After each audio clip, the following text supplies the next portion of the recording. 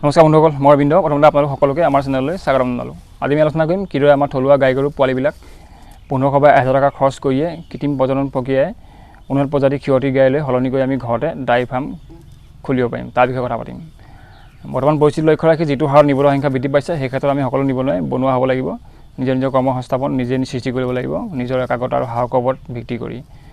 ভাৰতবৰ্ষত প্ৰায় 15 কোটি লোক ডায়েৰী ফাৰ্মৰ লগত জড়িত হৈ আছে, 1 লাখখন সমবায় ভিত্তিত। সেইদৰে আমাৰ অসমৰ গ্ৰাম্য অৰ্থনীতিবিলাকত গুৰুত্বপূৰ্ণ ভূমিকা গ্ৰহণ কৰিছে ডায়েৰী ফাৰ্মে, যিহেতু ইয়াত বহুখিনি নিবনুৱা স্বাৱলম্বিতা হোৱা আমি দেখিবলৈ পাইছোঁ, যিহেতু ইয়াত স্বাৱলম্বিতা হোৱাৰ প্ৰচুৰ সম্ভাৱনীয়তা আছে। বৰ্তমান অসমত গাখীৰৰ চাহিদা অনুসৰি যোগান বৰ্তমানো সীমিত, সেই ক্ষেত্ৰত আমি আমাৰ নিবনুৱাসকলে এই সুযোগ গ্ৰহণ কৰিব পাৰোঁ। এতিয়া আমি কথা পাতিম যিহেতু আমাৰ থলুৱা গাই গৰু পোৱালিবিলাক কিদৰে আমি উন্নত জাতৰ ক্ষতি গাইলৈ সলনি কৰিম। যিহেতু আমাৰ থলুৱা গৰুবিলাক যিহেতু সম্পূৰ্ণৰূপে স্বীকৃতিপ্ৰাপ্ত নহয়, যদিও আমি এইবিলাক আমি উন্নত জাতৰ ক্ষতি গাইলৈ সলনি কৰিব পাৰিম। আমাৰ কিছুমান দেশী জাত আছে যে ৰেড হিন্দী, চাহিৱাল, গ্ৰে ইত্যাদি। বিদেশী জাত আছে জাৰ্চি, হলষ্টাইন ফিজিয়ান, কৰণ চুইচ, ব্ৰাউন চুইচ ইত্যাদিবিলাক। আপোনাৰ পিয়'ৰ হলষ্টাইন ফিজিয়ান, পিয়'ৰ জাৰ্চি আপোনাৰ 40 বা 45 লিটাৰ পৰ্যন্ত গাখীৰ দিয়ে, যিহেতু আমাৰ এইবিলাক ফাৰ্মত যথেষ্ট খৰচো আছে।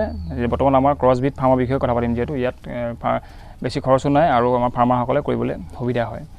যিহেতু আমাৰ থলুৱা গৰুবিলাক আমি কিদৰে বেজি দিয়াম, মানে আপোনাৰ জন্মৰ পৰা আমাৰ থলুৱা গাই গৰু পোৱালিবিলাক জন্মৰ পৰা যিহেতু আপোনাৰ স্বাস্থ্যৱান পোৱালি হ'লে বেছি ভাল হয়, অলপ হৃষ্টপুষ্ট হ'লে ভাল হয়।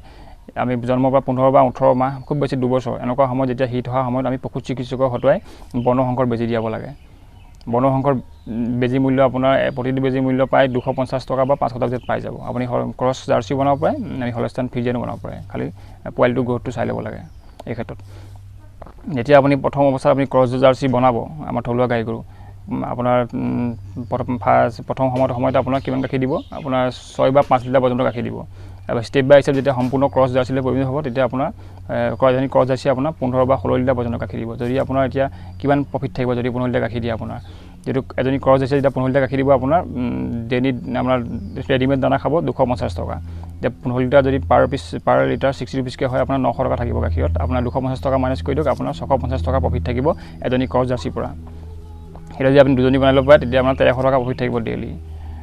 এতিয়া যিসকলৰ আপোনাৰ তেনেকৈ প্ৰধান কথা হ'ল আপোনাৰ থলুৱা গাই গৰু পোৱালিটো আপোনাৰ সময়টো চাই পেলাই আপুনি পশু চিকিৎসক হতুৱাই বেজীটো যাতে ভালদৰে দিয়ে, সেই ক্ষেত্ৰত মনটো ভালকৈ মন দিলেই হ'ল। এতিয়া যিসকলৰ গৰু নাই, আপুনি তেওঁলোকে 10 বা 9 বা 12,000 টকা দি পেলাই ফাৰ্মৰ পৰা এবছৰীয়া গৰু পোৱালি কিনিব পাৰে, যিহেতু 2 বছৰত মেচিউৰ হৈ যায়, পোৱালি দিব পৰা অৱস্থা হৈ যায়। আৰু যিসকলৰ পইচা আছে তেখেতসকলে আপোনাৰ 40, 50, 60 টকা খৰচ কৰি পেলাই ফাৰ্মৰ পৰা আপুনি মেচিউৰ গাই গৰু কিনি আনিব পাৰে, যিহেতু ক্ৰছ জাৰ্চি গৰু কিনি আনিব পাৰে।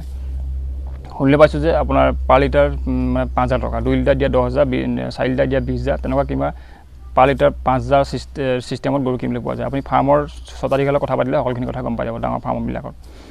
এতিয়া আমি এটা কথা ক'ম কি, আপুনি যেতিয়া আপুনি গৰু কিনিবলৈ যায়, আপুনি কিছুমান লক্ষণ আছে, লক্ষণবিলাক আপুনি কি লক্ষণ চাই গৰু কিনিব। এতিয়া যেতিয়া আপুনি এজনী গৰু কিনিবলৈ যাব, তেতিয়া আপুনি এইটা কথা মন কৰিব যে গৰুজনী যাতে শান্ত আৰু নিজু প্ৰকৃতিৰ হ'ব লাগে, আৰু গাখীৰ দিয়া যিটো উহাৰ হয়, উহাৰটো আপোনাৰ সম্পূৰ্ণ ৰোগমুক্ত হ'ব লাগে, আৰু চকু মুখ উজ্জ্বল হ'ব লাগে, আৰু মূৰটো ডাঙৰ হ'ব লাগে, তেনেকুৱা গৰু চাব। আৰু উহাৰৰ যিবিলাক আপোনাৰ গাখীৰ দিয়া যিবিলাক বাট, সেইবিলাক চতুৰ্ভুজাকাৰত হ'ব লাগে, আৰু উহাৰৰ যিটো হীৰা থাকে, উহাৰটো আপোনাৰ হীৰা উপহীৰাবিলাক যাতে পাখুৱা হ'ব লাগে। আৰু গৰুৰ যদি আপুনি জন্মবিজানটো চাই ল'ব লাগে, 3-4 পিয়ন দিয়া জাৰ্চি গাই হ'লে বেছি ভাল হয়। আৰু পশু চিকিৎসকৰ সহায় ল'লে বিশেষভাৱে আমি লাভৱান হ'ব গৰু কিনিবলৈ যোৱাৰ আগত। এতিয়া আপুনি এটা কথা, এতিয়া গৰুৰ কিছুমান আপোনাৰ বেমাৰ আছে, বেমাৰবিলাক হ'ল আপোনাৰ সময়মতে এইবিলাক বেমাৰৰ ভেকচিন দিয়াব লাগে। বেমাৰকেইটা হ'ল আপোনাৰ যিকেইটা উল্লেখযোগ্য বেমাৰকেইটা কৈ দিছোঁ আপোনাৰ চবকা ৰোগ, গল ফুলা, ব্ৰুচেলোচিছ আৰু আপোনাৰ উহাৰ ফুলা, এইকেইটা বেমাৰৰ আপোনাৰ সময়মতে ভেকচিন দিয়াব লাগে। এই বেমাৰৰ লক্ষণ আৰু প্ৰতিক্ৰিয়াৰ বিষয়ে আমি পাছত আলোচনা কৰিম। বৰ্তমান এতিয়া আহোঁ আমি আমাৰ ফাৰ্মখন, আপুনি যিহেতু গাই গৰুৰ ফাৰ্মখন যিহেতু বিশেষভাৱে গুৰুত্বপূৰ্ণ ভূমিকা গ্ৰহণ কৰে ফাৰ্মৰ ক্ষেত্ৰত।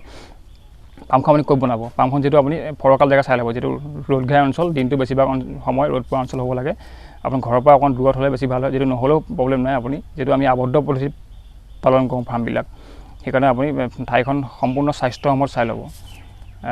ভেটিটো ওখকৈ বনাব, আৰু ভেটিৰ পৰা যিখন আপোনাৰ চালিখন আপোনাৰ 3-4 মিটাৰ ওপৰত দিব, আৰু মজিয়াখন আপুনি এঢলীয়া কৰিব, আৰু মজিয়াখন আৰু খহটা কৰিব যাতে পিছল হ'ব নালাগে। আৰু যিবিলাক নলা নৰ্দমা বনাব সেইবিলাক সুন্দৰকৈ বনাব, যাতে আপুনি দানা দিয়া যিবিলাক দানা পানী দিয়া পাত্ৰবিলাক আপুনি এনেকৈ বনাব যাতে সহজতে আপুনি পৰিষ্কাৰ কৰিব পাৰে। মানে সম্পূৰ্ণ পৰিৱেশটো আপোনাৰ স্বাস্থ্যসন্মত হ'ব লাগে, যাতে আপোনাৰ ফাৰ্ম কৰি থাকোঁতে বা ফাৰ্ম কৰোঁতে আপোনাৰ কোনো বেমাৰ আজাৰ সহজতে আপোনাৰ বেমাৰ আজাৰ আহিব নোৱাৰে। এই ক্ষেত্ৰত অতি মন দিবলগীয়া বিষয়। সেইটোৱে ফাৰ্মখন সুন্দৰকৈ বনাই লওক, সকলো নীতি নিয়ম পালন কৰি, তেতিয়া আপোনাৰ ব্যৱসায়টো সুন্দৰ ব্যৱসায়লৈ গঢ় লৈ উঠিব।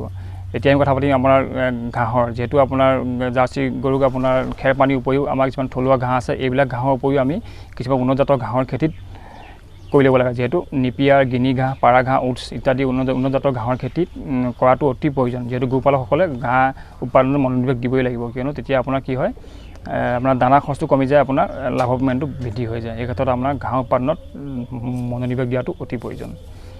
এতিয়া আহোঁ আপোনাৰ গৰু কিছুমান আপোনাৰ ফাৰ্মৰ ৰেকৰ্ড ৰাখিব লাগে। যিহেতু আপোনাৰ ফাৰ্মখন আপুনি গৰুৰ মাহিলী হিচাপ নিকাচ ৰাখিব লাগে। যিহেতু আপোনাৰ কেতিয়া ভেকচিন দিলে, কি কৰিলে, এইবিলাক আপুনি হিচাপ ৰাখিব। যিহেতু আপোনাৰ গৰু কেতিয়াবা বিকিবলগীয়া হ'লেও আপোনাৰ গ্ৰাহকৰ পৰা দাম পোৱাত সহায় কৰে। আৰু আপোনাৰ গৰু লাভ লোকচানৰ মাহিলী হিচাপ ৰাখিব লাগে। যিহেতু কেতিয়াবা আপোনাৰ ভৱিষ্যতে যদি ডায়েৰী ফাৰ্মৰ ক্ষেত্ৰত ঋণ ল'বলগীয়া হ'লেও আপোনাৰ বেংক এইবিলাক ডকুমেণ্টছে আপোনাৰ বেংকত বিশেষভাৱে সহায় কৰিব। সেইকাৰণে আপুনি ৰেকৰ্ড ৰখাটো অতি প্ৰয়োজন। এতিয়া যিহেতু খাদ্য কথাটো ক'লোৱে, খাদ্য যিহেতু 2 ধৰণৰ খাদ্য আছে, দানাজাতীয় খাদ্য, আপোনাৰ ঘাঁহজাতীয় খাদ্য। আৰু আপোনাৰ প্ৰতিজনী ক্ষীয়তী গাইক আপুনি প্ৰতি লিটাৰ গাখীৰৰ বিপৰীতে আপুনি 5 লিটাৰ পানী খুৱাব লাগে, ডেইলি 3 বাৰ খুৱাব লাগে। সেইদৰে নীতি নিয়ম পালন কৰিব লাগে। যিহেতু ক্ষীয়তী গাইক যিহেতু প্ৰচুৰ পৰিমাণে সেউজীয়া ঘাঁহ লাগে, আৰু পানীটো যথেষ্ট পৰিমাণে খুৱাব লাগে। আৰু কথা ইমানখিনিয়ে। যিহেতু ভিডিঅ'টো যদি দীঘলৈ যাব, যদি ভাল লাগে লাইক ছাবস্ক্ৰাইব কৰিব। Thank U.